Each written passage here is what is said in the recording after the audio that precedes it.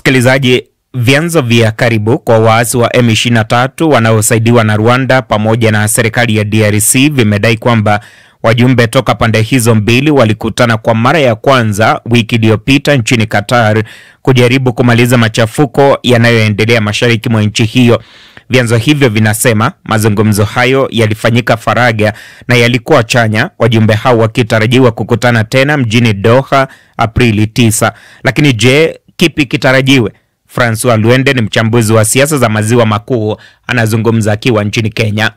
Pande zote mbili ukielewa kabisa kinachoendelea kwa sasa ni kwamba wanataka mapambano isimame na watu waende katika meza ya mazungumzo na amani ipate kurudi. Kwa upande wa M23 hili wamekuwa wakiliongelea siku nyingi, lakini pia serikali iko katika hatua ambayo hawawezi hata kuchukua kijiji hata kimoja kutoka kwa waasi. Hiyo ni alama tosha kwamba hawawezi hata kupendelea vita iendelee. So ni haki yao pia kuona kwamba ni lazima waende katika meza mazungumzo.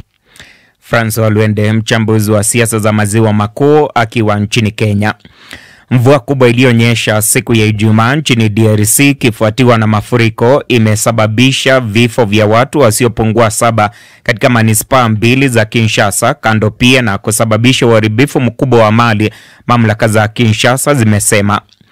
Serikali ya Tanzania na DRC zimetiliana saini makubaliano ya ujenzi wa bandari ya nchi kavu katika nchi hizo mbili kama sehemu ya mkakati mpana wa kuwezesha biashara ya kikanda kufuatia kuongezeka kwa shehena ya DRC inayopitia bandari ya Dar es Salaam kwa muda wa miaka 4 iliyopita.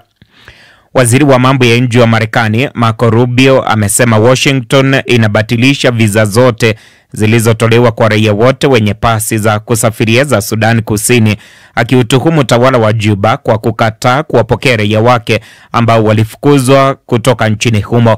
Maelezo zaidi na Paul Nzioki. Katika taarifa yake, Rubio amesema kila nchi lazima ikubali kuwapokea raia wake wanaorudishwa nyumbani katika muda unaokubalika, ikiwemo wale waliofukuzwa na Washington. Rubio ameongeza kuwa kufuatia hatua ya utawala wa mpito wa Juba kushindwa kutimiza wajibu wake kwa wakati, serikali yake imeamua kufuta visa zilizotolewa kwa raia wake wanaopeza hifadhi maalum nchini humo.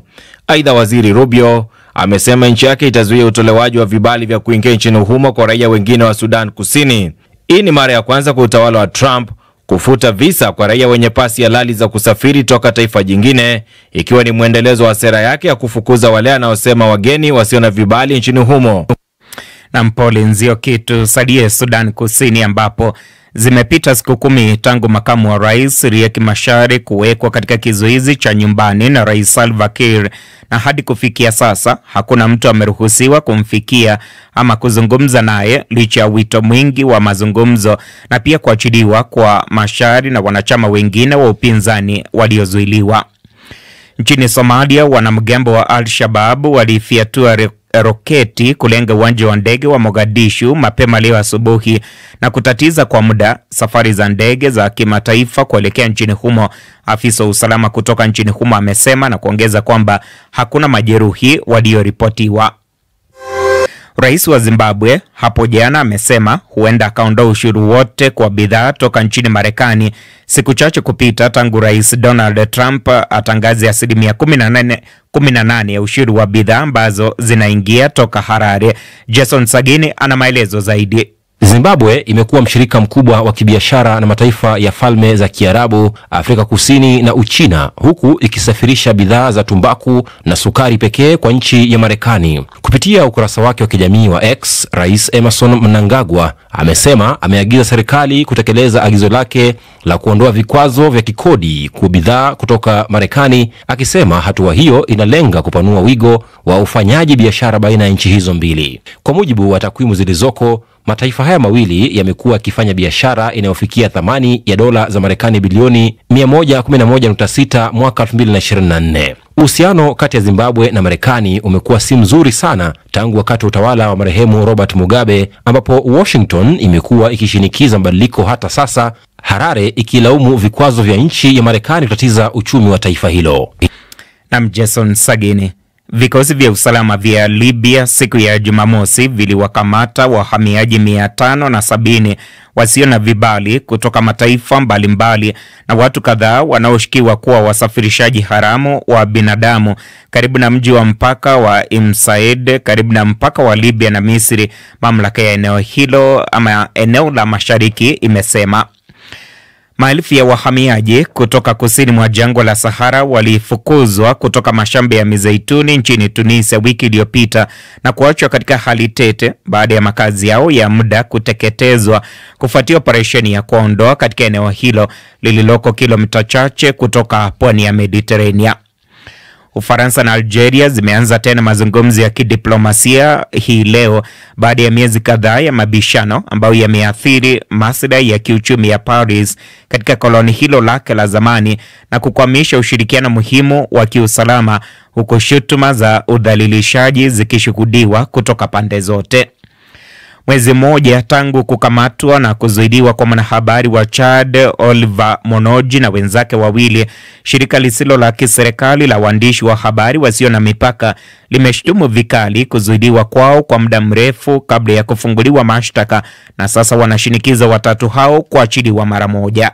Rais wa Ukraine Volodymyr Zelensky amesema idadi ya mashambulio ya anga ya Urusi imeendelea kuongezeka, akijaribu kuonesha kwamba bado hakuna shinikizo la kutosha la kimataifa dhidi ya Moscow.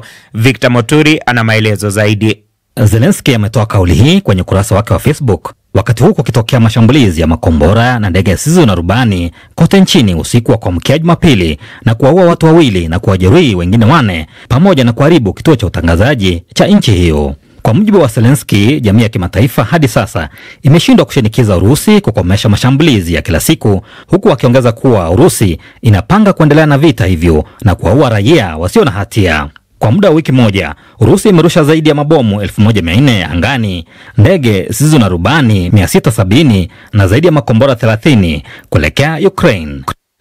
Na Victor Moturi. Kiongozi wa siasa kali za mrengo wa kulia wa Ufaransa Marine Le Pen, ambaye alipigwa marufuku kugombea wadhifa wa umma, hii leo ameapa kupigania haki za kiraia nchini humo, wakati chama chake kikiandaa mkutano wa hadhara na wafuasi wake, huku pia viongozi wa mrengo wa kushoto na ule wa wastani wakiandaa kampeni sambamba. Waziri Mkuu wa Uingereza Keir Starmer amesema yuko tayari kutumia sera ya viwanda kulinda biashara ya Uingereza kutokana na wimbi la ushuru kutoka kwa rais wa Marekani Donald Trump, na kudokeza pia kwamba ataendelea kutafuta makubaliano ya kibiashara na Washington ili kuepusha baadhi ya ushuru. Kiongozi wa kanisa Katoliki duniani Papa Francis hii leo amejitokeza hadharani na kuchanganyika na umati wa watu mjini Vatican kwa mara ya kwanza tangu kuondoka hospitalini wiki 2 zilizopita alikokuwa anatibiwa nimonia. Na waziri wa mambo ya nje wa Iran leo amekataa pendekezo la rais wa Marekani Donald Trump la kufanyika kwa mazungumzo ya moja kwa moja kati ya nchi hizo mbili kuhusu mpango wa nyuklia wa Tehran.